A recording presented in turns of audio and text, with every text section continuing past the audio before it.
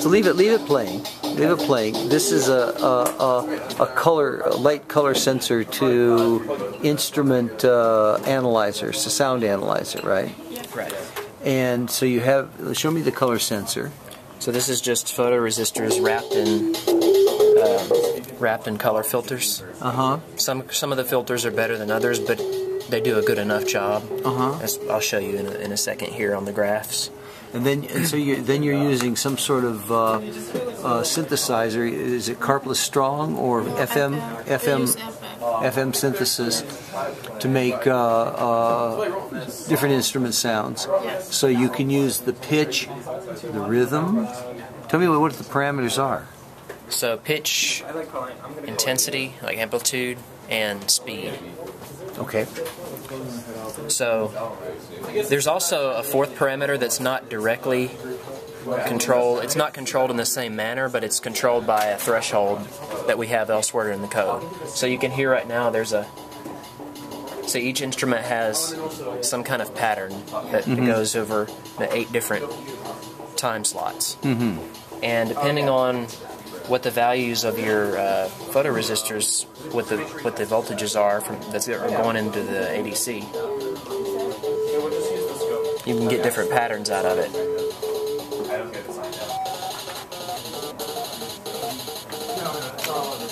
Turn it up a little bit.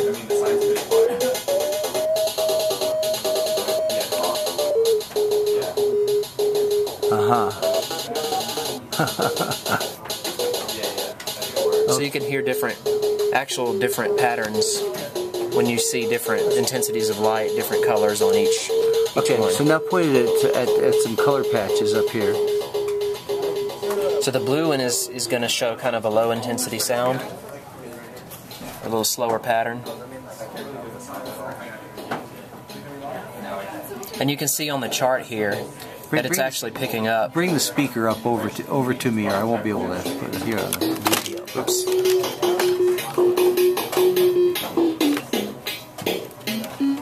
So you see the bar graph on there? We have a bar graph of what the voltages are coming out of the ADC. And they're about similar. They're kind of varying around the same point when you have white light. When you put it up against the blue, you see you have the blue dominates over the others, as it should. Right. And the pattern is controlled. The speed is controlled by the green value. So it's kind of slow right now because the green value is slow. So now go over to the cyan. So you got blue and green now. Now go over to the green. So you got green dominating here. Although you still have some blue. Right, because the filters are they're imperfect. Yeah, okay. But you can see after, because I calibrated these, you can kind of see that as you change from one color to the other, you see a dominant effect. Yes. Like when you go to red, you see the red jump up. Like that. Cool. And then yellow, you should have red and green. We have a little blue here, but again, they're not perfect. And then when you go to white, kind of a mixing. So, have you been able to learn what the various colors sound like as you're testing this? Well, we've been changing the parameters So you have all the time. So it really depends on what you want to hear more than anything. Originally, what we were planning on was to have the camera give us a couple of samples of pixels, and we could take those pixels and map that to the visible spectrum, and then we would take that and generate essentially a frequency power spectrum of sound, and we would see what that sounds like. Some kind of mix of tones, kind of like the DTMF, but more tones than that. But eventually, since we moved from the camera to just RGB, it's not really fun to have 3 tones and just hear the same moving up and down, and so we decided to go and look into instruments and make it a little bit more fun. So it's more of just a fun thing. So you could imagine putting a fairly large lens in front of the sensor, like a magnifying glass, and that would allow you to have some directionality as you looked at different pieces in the scene. Right now it sort of integrates over the whole field of vision, although it does have some directivity. Yeah, it's. I mean, they're So not perfect, but they get about 90% of the light. So if we pointed at your shirt, for instance, does it become more red-like?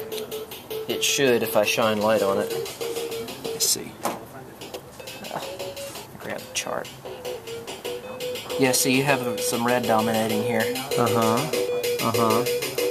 And so if we come further away, you get more equal. They get more equal because we're getting background light. And if we look up at the lights, it's almost completely uniform. Right. And